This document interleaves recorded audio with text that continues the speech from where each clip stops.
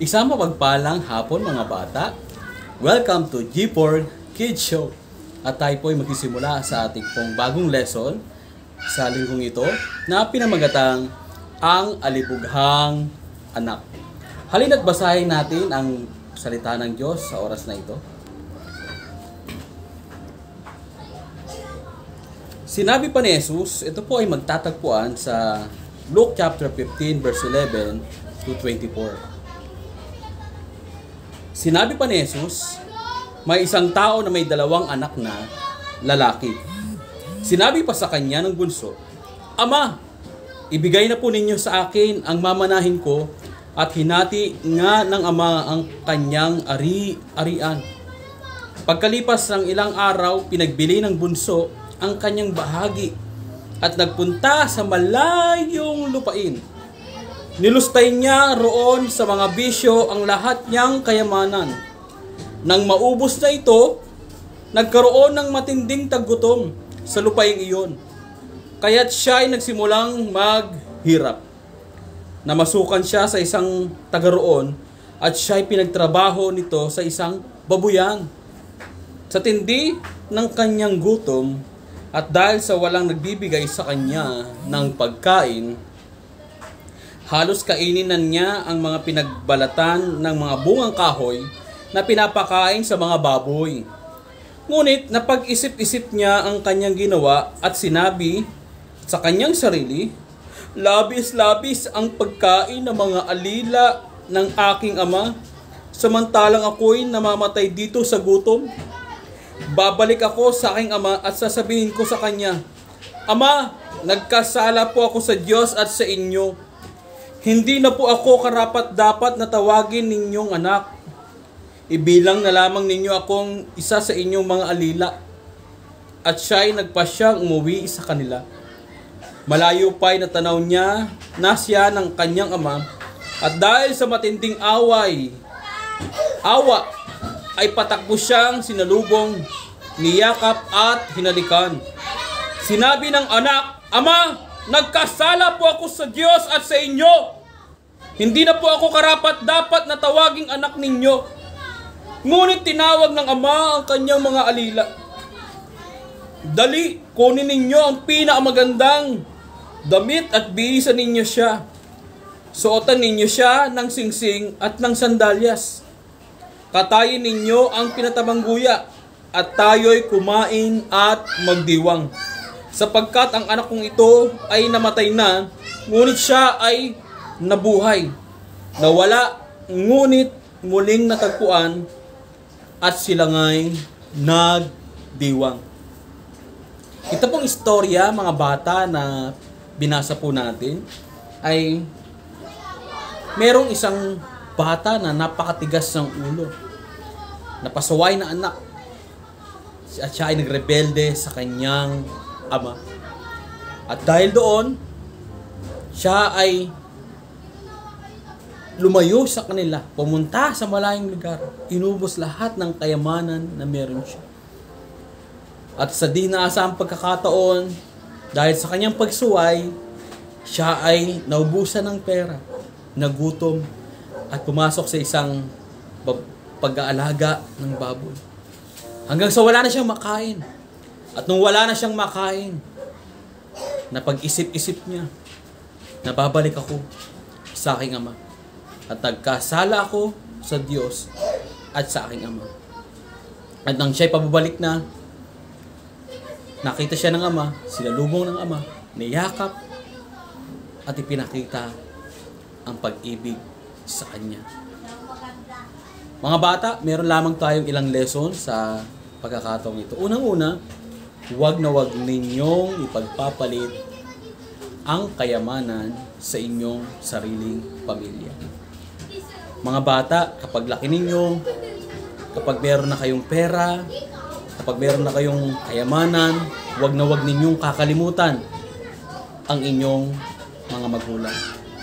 Kapag kayo ay pinagpala ng Diyos, nakatapos ng pag-aaral, kapag kayo ay maganda na ang buhay, muling balikan ninyo ang inyong mga magulang. Kung paano kayo inalagaan, pinagpala ng inyong magulang. Ganon din. Pinagpala kayo ng Diyos at ginamit ang mga magulang ninyo at gantihan nyo sila ng pagpapala na meron kayo. At huwag na huwag nyo ipagpapalit. Kasi minsan, ang mga bata, pag lumaki na, kapag yumaman na, gumanda na ang buhay, nakakalimutan ang sarili nilang magulang. Kaya ang payo ko sa inyo mga bata, huwag na huwag ninyong kakalimutan ang inyong mga magulang. At huwag ipagpapalit ang pera sa inyong mga magulang.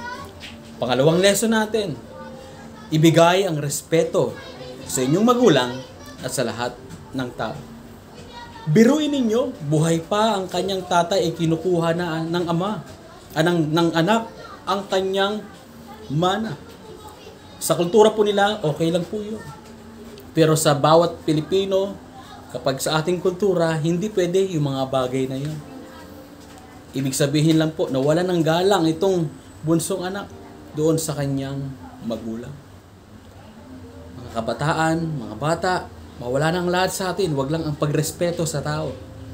Pagrespeto sa ating magulang, sa ating kapamilya, sa ating kapitbahay, kaklase, mga kaibigan, at sa mga tao na sa paligid natin.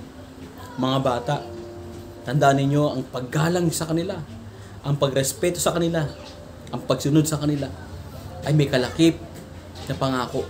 Hahaba ang buhay mo.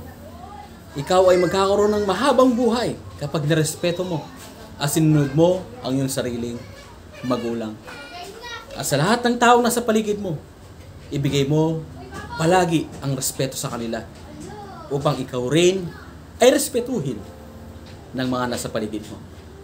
Pangatlo, na lesson na pwede ko ibahagi sa inyo and for the last time, mga bata, kapag nagkasala, matutong humingi ng tawad sa Diyos at sa kapwa. Kapag nagkamali tayo, minsan nakapagsinungaling tayo, minsan sumuway tayo sa magulang natin, hindi tayo sumunod sa magulang natin, pinalo tayo. Minsan nagsinungaling tayo, nawala ng sukli, yung pinambili ng bigas pero meron pala. Minsan nagsalita ka sa magulang mo na hindi maganda, hindi ka gumalang sa kanila, inaway mo yung kapatid mo, inaway mo yung kalaro mo, inaway mo yung ibang tao, nasaktan sila, matuto tayo humingi ng tawad. No? Humingi tayo ng tawad sa Diyos. Lord, sorry po, nagkasala po ako sa iyo dahil nasaktan ko po ang damdamin ng aking nanay o ng tatay ko o ng mga kalaro ko o ng mga kaibigan ko. At sabihin natin sa mga kalaro, kaibigan natin, kakilala natin at magulang natin, tatay, nanay, mama, papa, sorry po, sumuway po ako sa inyo. Nagsinungaling po ako, nagmura po ako, kasalanan po ito. Kaya mga batang nanonood ngayon sa mga magulang, matutuho tayo na humingi ng pasensya at tawad sa lahat ng pagkakasala natin sa kanila. At kung tayo man po ay nagkamali sa Panginoon, ang dami na po natin kasalanan sa Kanya. Hingi tayo ng tawad sa Diyos. At naniniwala po ako na ang awa ng Panginoon ay napakahaba at iintindihin niya tayo. Sa kabila ng ating mga kasalanan, mga bata at mga magulang, patatawarin tayo ng Diyos. Yayakapin tayo ng Panginoon. Maraming tsansa at beses na tayo patatawarin ng Diyos Ama sa langit. At sa oras na ito, sabay-sabay tayong manalangin. Samahan niyo ako mga bata. Panalangin natin na hingi tayo ng tawad sa Diyos, na patawarin tayo sa lahat ng ating mga kasalanan. At tanggapin natin si Jesus na siya ay namatay sa krus ng Kalbaryo para sa ating pong mga kasalanan. At kung ikaw ay nagmamahal sa Diyos, sumabay ka sa maiksing panalangin ito. Kilalanin natin siya bilang Panginoon at tagapagligtas ng ating buhay. Tayong lahat ay yumukot manalangin. Sabihin natin mga bata at mga magulang, Amang Banal, patawad po sa lahat ng kasalanan na aking pong nagawa. Alam mo po ang lahat ng ito. Nagsisisi po ako sa mga bagay na ito. Panginoong Diyos, patawad po sa lahat ng ito. Binubuksan ko po ang aking puso at tinatanggap kita bilang Panginoon at tagapagligtas ng aking buhay.